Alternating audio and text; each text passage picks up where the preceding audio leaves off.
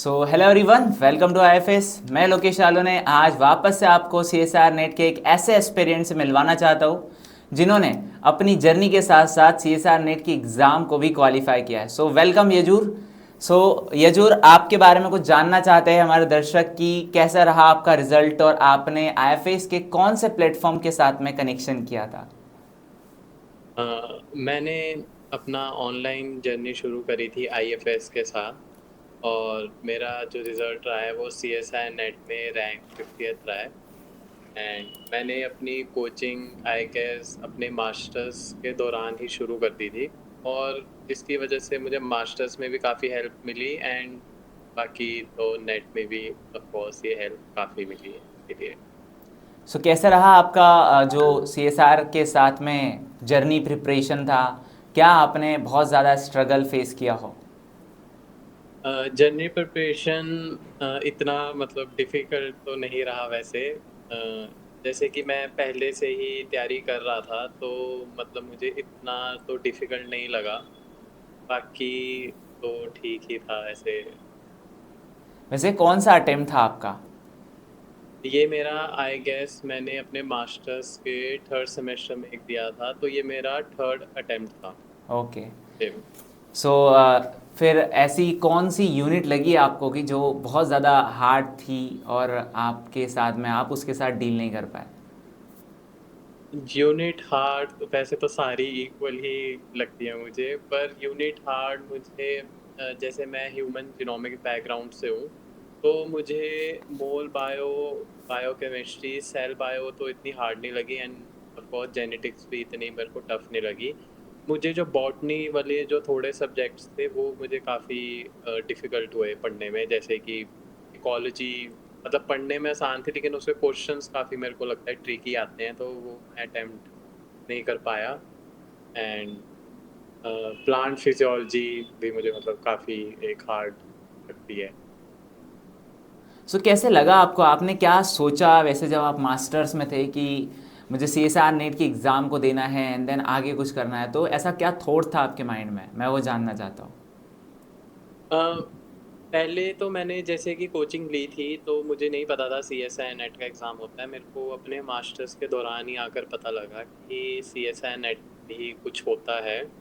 और स्टार्टिंग में मेरा पर्पस तो ऐसे कुछ नहीं था, मैंने तो बस अपने मतलब मास्टर्स के लिए ही अच्छे से प्रिपेयर करना था, क्योंकि जो सीएसई नेट के एग्ज़ाम्स के जो सब्जेक्ट्स हैं वही मेरे मास्टर्स में आते थे।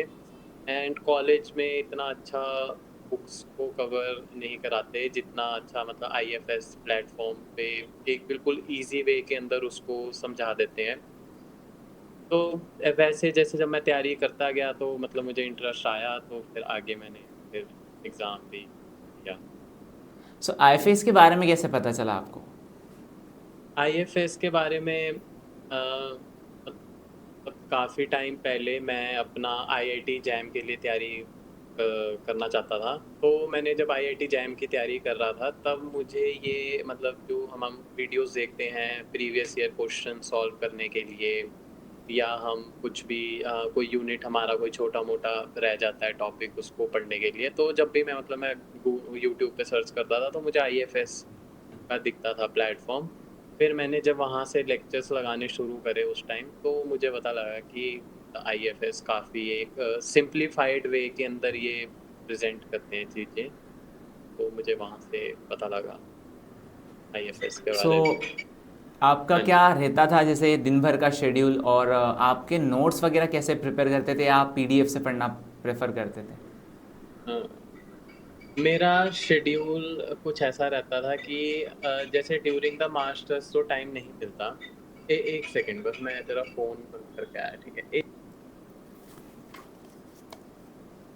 मेरा शेड्यूल कुछ ऐसा ही था, जैसे कि मास्टर्स के वक़्त तो टाइम नहीं मिलता था ऑफ कोर्स, तो सैटरडे, संडे मैं थोड़ा लगाता था। यूनिट्स मैंने अपने मास्टर्स के दौरान ही 2-3 यूनिट मैं कर चुका था नेट के लिए। तो मास्टर जब ख़त्म हुई मेरी 2024 के अंदर, जून के अंदर, तो उसके बाद जो बाकी के यूनिट्स थे तब मैंने कवर करे।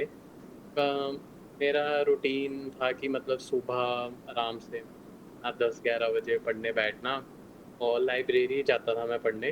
चंडीगढ़ में 34 में। एंड अपना मतलब मंडे टू फ्राइडे ही पढ़ता था 7-8 आवर्स। एंड उसके बाद सैटरडे संडे ब्रेक लेता था। यही रूटीन था, बाकी तो नहीं कुछ कर रहा, कुछ एक्स्ट्रा नहीं, बस यही था रूटीन। चलो बढ़िया। सो आपके नोट्स वगैरह हार्ड नोट्स आप बनाना प्रेफर करते थे?